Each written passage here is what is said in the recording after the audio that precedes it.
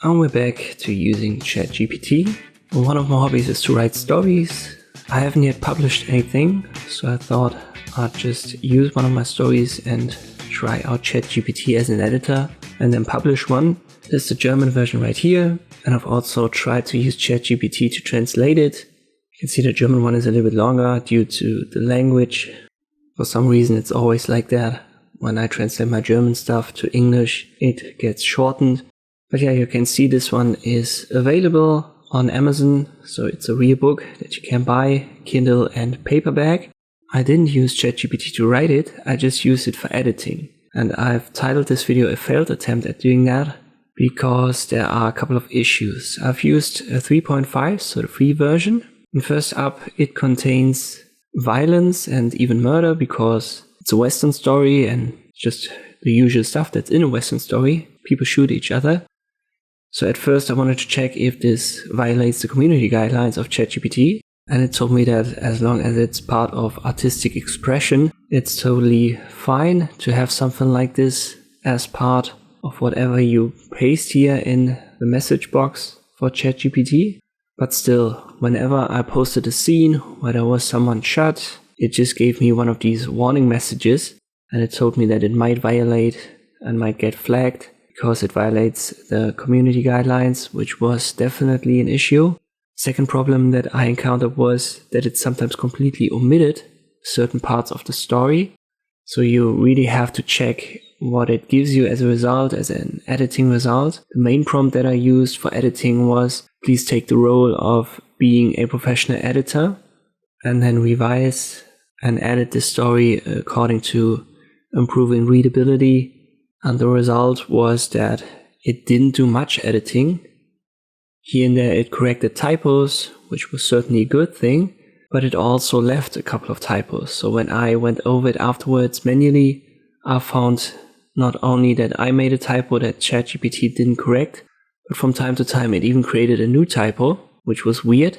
And as I've said, secondly, it sometimes omitted entire sentences and paragraphs, which was certainly a bummer. So from my experience, you can't just put your text in ChatGPT and tell it, go ahead and edit this and just take the results and be certain that it's going to be a good result. You have to check it manually afterwards and kind of like edit the ChatGPT editing on top. It wasn't all bad, so I don't want to completely doom ChatGPT. It's certainly helped here and there a little bit in making things better, improving the readability, not so much, but finding a mistake here and there. It did that, I would say, like 90-95% of the time. So you could say it's more like a second reader that went over your story and told you, oh, here was a typo, here was a mistake, I didn't understand this. So it's not all bad here, but it's not there yet, especially the free version that I've used here.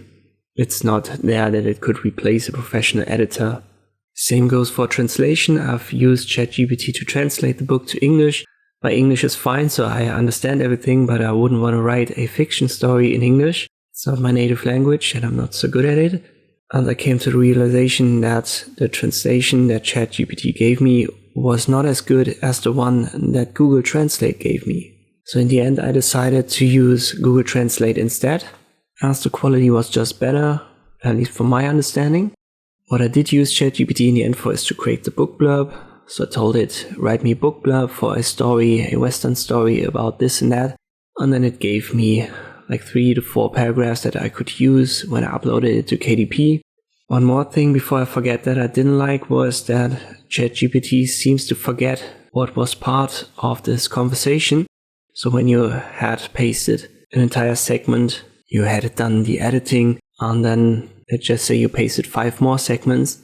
At some point it forgets what you gave it first. So if there's a big enough gap between all of these messages inside of this conversation, it doesn't remember anymore what was part of it prior to that. That's something to keep in mind. It might even forget the main characters of your story and stuff like this. So that's another issue that I found here. I will try to use the paid version for my next book and then make an update about it. But for now I have to conclude that you should be very careful with using the free one when you want to edit a fiction book. It's a good second reader, but as I've said previously, you can't just put it in, tell ChatGPT to edit it like a professional editor, and then expect the perfect result. It's just not there yet. And that's all about my current experience with using ChatGPT as an editor for fiction books. I hope this video was still helpful, thank you for watching, and I'll see you next time.